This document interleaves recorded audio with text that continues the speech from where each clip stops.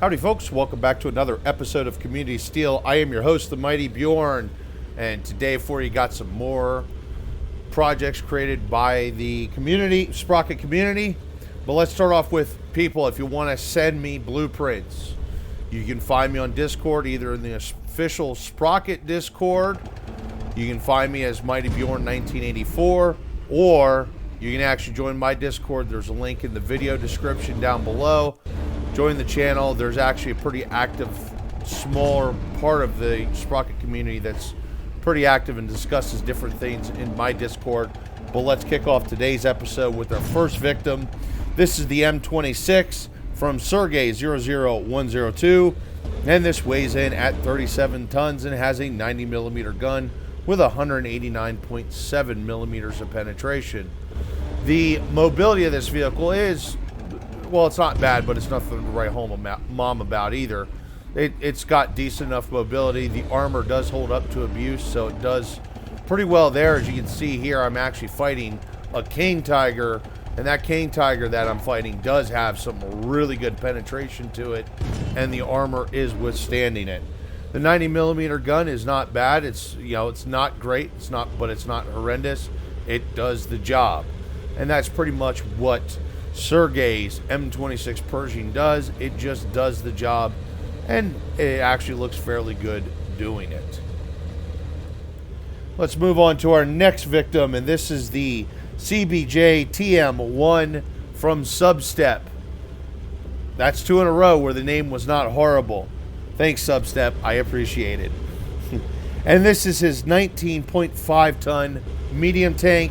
For the early war period, it is armed with a 75 millimeter main gun, and it has 99.8 millimeters of penetration. Does actually pretty good there for early war period, although you definitely have to have the right ammo loaded because, yeah, over penetration or something, I don't know. I found the APHE worked much better against these Panzer IICs, while the AP actually did the better job against the Matilda II tanks that I was fighting during this scenario. As you can see, I was getting in there pretty thick into it, and it is bouncing shots pretty good. So I do want to say that the armor is actually pretty good. Now, I did get destroyed, don't get me wrong, but it was mostly from the Matilda tank, which actually has really good penetration. Just so happened to find a weak spot or hit me when my turret was turned or on the side, whatever. Didn't really matter. The armor does work. The mobility is not horrendous. You know, mobility wise, it's pretty good. It's medium tankish, and that's what this thing kind of feels like. It kind of feels like a medium tank, which I'm sure that was his goal. Let's see if we can get up here and get another kill maybe. Actually, no, I think this is where I get killed. Yeah, that's where the Matilda got me. Anyway, folks, the next vehicle is the SU-76I from Dutch Victim. Now, this is actually an older vehicle, is what he told me when I got the blueprint from him. I'm not sure what version of the vehicle it is. The vehicle still does work. However, I do recommend doing a bit of rework to it, as there's some new parts released since then, different things that we can do, as well as, well, honestly, the gun's not really good enough. It doesn't feel enough like a tank destroyer. It weighs in at 18.75 tons, has the 76 millimeter main gun, but it's only got 104.8 millimeters of penetration, which honestly for a tank destroyer to me is just not enough for the mid-war period, especially when you're going to start seeing stuff like Shermans, the later war Panzers, and even the earlier variants, if you will, of the Panther. And that being said, this is actually, even though this is a Russian vehicle, this is based on a Panzer III chassis. It's a heavily modified Panzer III chassis. Now, with the 76 millimeter gun, my recommendation is just lengthen the shell a bit. I think, if I recall correctly, looking at the stats, he has the shell length at 0.50. I'd bring it up to at least 0.7. That way it would still keep its pretty decent reload, but also it would increase the accuracy, the shell velocity, and obviously the penetration. So there's definitely a lot of features there to want to increase the shell length, but obviously you don't want to increase it too much because then the reload would get too ridiculously long. And that being said, this is a light armored vehicle. It will not bounce many shots. I was getting bounces though, but they were more or less lucky bounces. And once I got past anything of a light anti-tank gun, like a 30 low velocity 37 millimeter, the armor just did not withstand the abuse or being hit. So it's just the nature of the beast. It's a lightweight vehicle, but it's still pretty good, especially the general shaping of the vehicle. And at the time that I suspect he made this, there wasn't a whole lot we could do to make this kind of vehicle. So I think he actually did a pretty good job for the time frame. The next vehicle I have here is from Kenshi 2900, and this is his 27.53 ton AC1 Sentinel. And it's actually not bad. Now this is actually my version of it, and basically all I did was added camo paint, added an Australian flag logo to the side of the turret, and I added a kangaroo. I also had to make a little bit of an adjustment to the gunnery sight, which I did actually send that information to Kenshi, that hey, the gunnery sight has a bit of an issue. And with that being said, because he's got actually a really nice AC1 here, you're actually able to do the AC4 with this as well. It does have the 40 millimeter main gun, which I believe, if I recall correctly, that is the 2-pounder. Or no, sorry, that's the 4-pounder, I believe. And it's got 87.6 millimeters of penetration for the early war period. Now, mobility-wise, mobility is actually really great for what type of tank it is, its weight category, and the whole 9 yards. The armor, well, I found the armor a little bit unreliable. Effective against lighter tank guns, such as like a 20 millimeter or a 30 millimeter. But once you start running into things like a 76 or even some of the longer barrel 75 millimeter main guns, the armor did not withstand the abuse. Now, I was getting lucky bounces from time to time.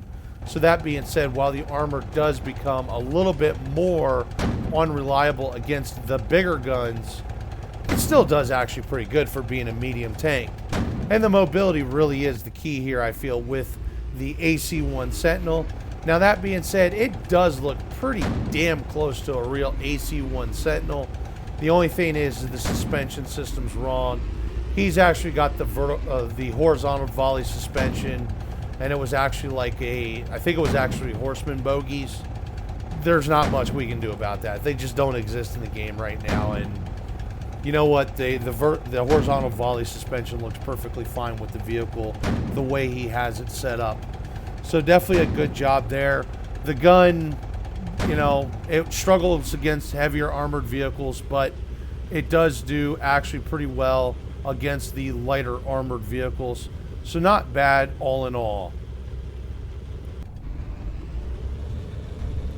The next vehicle here I have is the C70A1 from Trenco, and this is his 57.1 ton mid-war tank. That's, I'm not sure why it has this mid-war. It feels like a very modern tank. It feels like something that you would see in the Cold War, especially because the hull itself feels like it was very influenced by the M48 Patton. The turret there, well, I'm not quite sure where he got that turret design idea from, but it's pretty interesting turret design. This is armed with a 105 millimeter main gun, and I guess you would consider it as a heavy tank for World War II, although like I said, it is a pretty shapely tank. It does have a 186.4 millimeters of penetration, and for a mid-war gun, it's actually pretty damn good. It went up against anything that I could muster at it, and it bounced shots on a regular basis as well. So the armor is definitely really reliable. The mobility is actually rather good. I mean, I've seen light tanks that go faster and medium tanks that go faster, but that being said, it's still solid mobility in this heavier armor package, and definitely has some really effective armor considering everything that can be either angled or rounded is. Particularly the turret. The turret's almost completely all rounded and angled. So it's going to make it hard for any type of shot to actually hit the turret and actually be effective against the turret armor of the C70A1. So definitely a really interesting vehicle. Now there's a couple little snippets here I want to point out feature-wise. If you look there at the external fuel tank, it's kind of hard to see it at the angle I'm currently showing the vehicle, but he actually used the plow to make it look like a type of brace or bracket system to hold the fuel tank in place, as well as he added gun shields to the 50 cal machine gun. So that's definitely some pretty good forethought. And he even added a spotlight to the top of the turret. So all in all, it's a pretty interesting way of how he did this vehicle. I even like how the turret baskets look with how the turret is shaped. It seems like a logical way for this vehicle to be done, more or less. The next vehicle here I have is very Russian, and this is from Sherman Fu. This is the T66A, and it weighs in at 50.52 tons, and it is armed with a 125 millimeter main gun with 217 millimeters of penetration. God, I'm being old and shit on this one. And this is for the late war period, and it definitely feels very Russian. Honestly, this looks and feels like something that should have been an upgrade for the T64 or maybe a T72. I feel more towards the 64 than the 72. And it is, you know, it's a good looking design. It works really good. Bounces shops like a champ. The 125 millimeter main gun is actually rather powerful. Now there was some shots that I made that did bounce, but they were pretty shit. You know, that was just me being shit, and I lost both my tracks. So right now you get to see me try to defend myself while I am completely immobile. And waddle, waddle, waddle. Gotta shake. If the tanks are rocking, don't come a knocking. Okay, today the last victim is the Toru II, and this is from Lava Frog.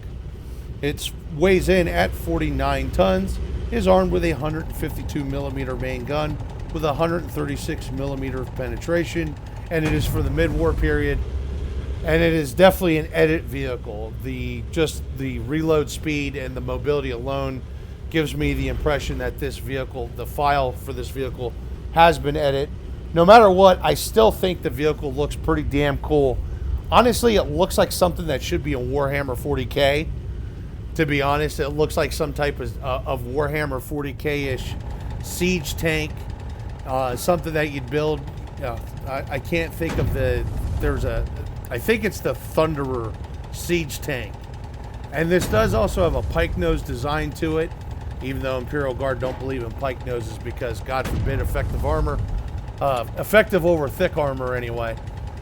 And we're trying to get some shots here on the Togs. Having some problems, mostly because, well, this gun is not incredibly accurate. That's one thing I'll give this gun.